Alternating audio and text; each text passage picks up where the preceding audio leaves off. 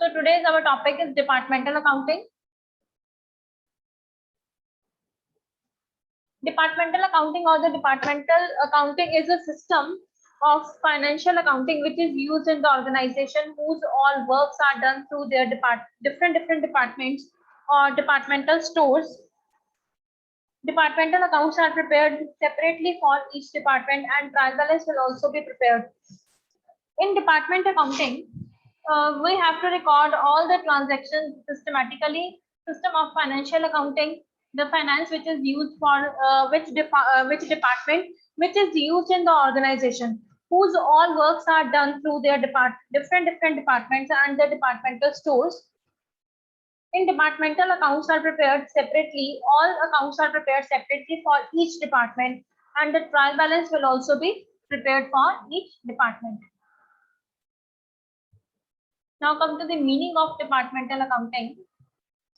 Where a big business with diverse trading activities is conducted under the same roof and the same is usually divided into several different and each department deals with the particular kind of goods and services. So as we're taking example of the big business houses, it is diverse in trading activities. It is conducted under the same roof and the same. It is usually divided into the several departments, and each department deals with the particular kind of goods and services. For example, a textile merchant may trade in cotton, woolen, and jute fabrics. There are three types of fabrics: the cotton, the woolen, and the jute fabric.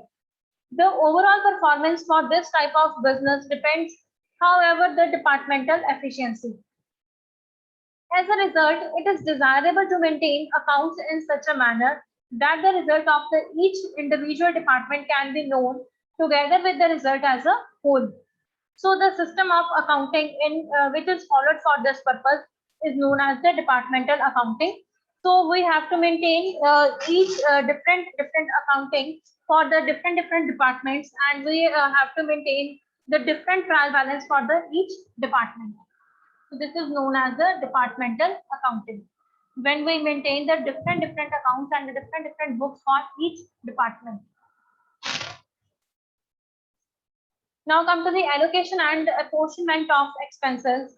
Normally, all direct expenses are charged to the respective departments in case of indirect or general expenses. Proper allocation among the department must be made in order to ascertain the profit and loss made by the each department. So all the direct expenses are charged to the every department in case of indirect or general expenses, and the proper allocation among the department must be made in order to ascertain the profit and the loss made by the each department. At the end of the month, we have to maintain a book and we have to check all these accounts. Each department is maintaining the profit and he is bearing the loss. Now come to the cost allocation. How we allocate the cost, and we have to check the cost of each department. Cost allocation is the process of identifying, the aggregating, and assigning cost to the cost objects. Firstly, we have to check the identify. We have to identify the cost which or what type of cost is given to the different departments, and then we have to aggregating all these summaries and assigning the cost to the cost object. Departmental accounts are account relating to the several departments or the sections of the business drawn up with a view to ascertaining with their individual performance.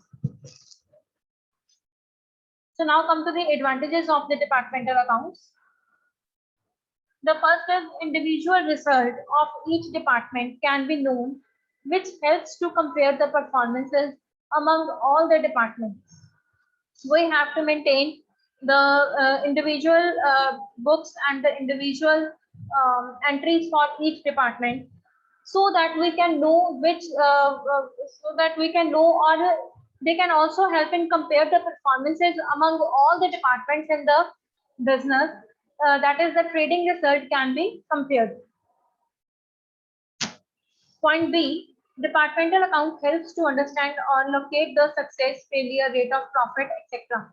On the basis of these books and these accounts, we also know and it is help to understand or locate the success, failure, and rate of the profit of this departmental accounting.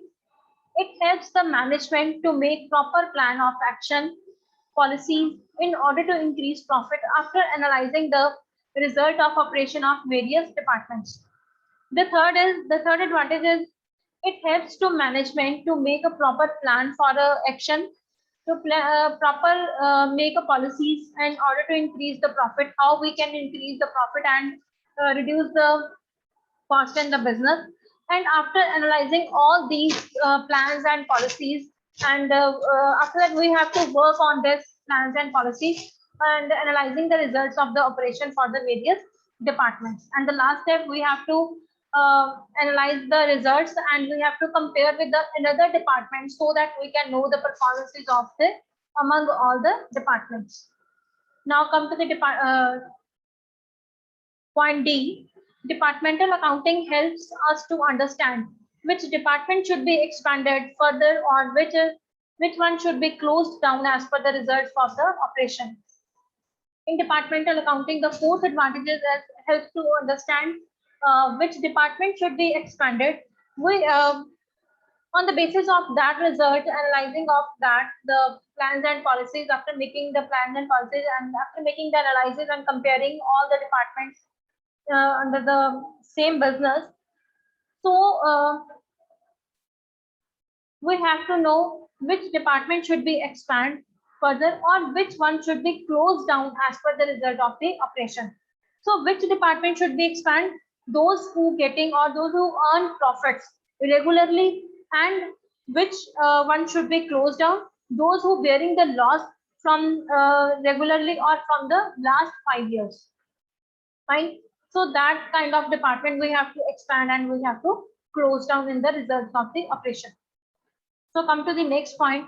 It also helps to encourage a healthy competitive spirit among the various departments, which ultimately helps to increase the profit of the firm as a whole. And this also helps to encourage the healthy competition in the various departments. When we expand one department, fine, the other department is also encourage and also have the motivate spirit. We also have to expand our department. We also have to expand our employees capabilities and efficiencies. We have to increase the profit also every year. It helps to increase the profit of the firm as well as. So the next point is for additions or alterations of various departments. After few times and after some times, we have to make additions and alterations in every department, because the choices and the taste are different according to the different people and according to the different after a few years uh, the taste of the people and the customer are changes. So we have to make some additions and alterations in our departments. Departmental accounts help a lot as it supplies the necessary information. The next point is, as detailed information about the firm is available from the departmental accounting, the users of accounting information, particularly the auditors and investors, are widely benefited. This detailed information about the firm is available from the departmental accounting, and we have to discuss this detailed information with our auditors and investors so that we can also decide to expand our business or to close down the particular department which is bearing loss. Come to the next point.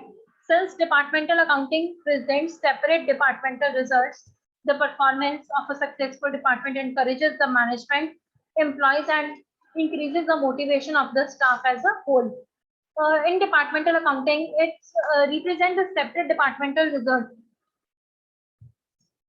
The performance of a successful department encourages the management also, the employees also, and we have to encourage increases the motivation of the staff of the different departments. So every department has to encourage, has to earn profits, and employees also has to motivate to achieve the some profits in the organization or in a particular department. Now come to the next point. Percentage of gross profit on sales and stock turnover ratio of each individual department helps to make a comparative study among all the departments. Percentage of a gross profit on sales and the stock turnover ratio of each individual department we have to know, and after that we have to make a comparative study on all the department. We have to compare all the departments which is going to profit and which is bearing the loss. So now come to the methods and the techniques of the departmental accounts. The first is where individual set of books are maintained. Under this method, accounts of each individual departments are independently maintained. The departmental results of all the department are collected and taken into consideration to find out the net results of the organization. Under this method, the accounts of each individual departments we have maintained independently. Every department maintains his accounts books independently, and the departmental results of all the department are collected and taken into consideration to find out the net result of the organization. The auditor and the investor collected the that results or that departmental books from each department to know about the net result and the net profit of the organization, so that we can invest or expand our business. Now come to the second method, where all departmental accounts are maintained columnar wise collectively. A departmental trading and profit and loss account is opened for each individual department. Is columnar formed together with a separate column for total in order to ascertain the individual result of the different department and also as a whole. A departmental training and profit and loss account is open for each individual department. Every department has to maintain the trading and profit and loss account independently, but the balance sheet is prepared in combined form. But the balance sheet, when we have to maintain the balance sheet, this balance sheet we have to maintain in the combined form to collect all the data from all the departments and put in the one balance sheet to know the asset and liability side of the business. And in order to incorporate the purchase and sale of the goods, the subsidiary books, also the nominal accounts into the ledger, must be ruled out with extra columns for each department. In arriving at the desired departmental figure to prepare the departmental final account, when we prepare the ledger account, we have to maintain a different column of each department, so that in the last time we have to arriving and the desired result and the figures we have to record in one ledger book. If there is a larger volume of cash purchase and cash sales, the cash book also must maintain separate column for the cash purchases and the cash sales for the various departments. If there is a larger volume of the cash purchases and the cash sales and transactions are recorded into the book, so we have to maintain the different cash book for each department, and we have to maintain the separate column for the cash purchase and the cash sales for the various departments. So now come to the disadvantages of the departmental accounting. Need for heavy amount of capital. We have to need the heavy amount of capital when we start a business, and we have to maintain over there the different departments. We also need a heavy amount. Lack of the facility of credit.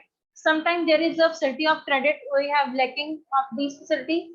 Having operating expenses, also operating expenses is also high because the business is also on a wide large.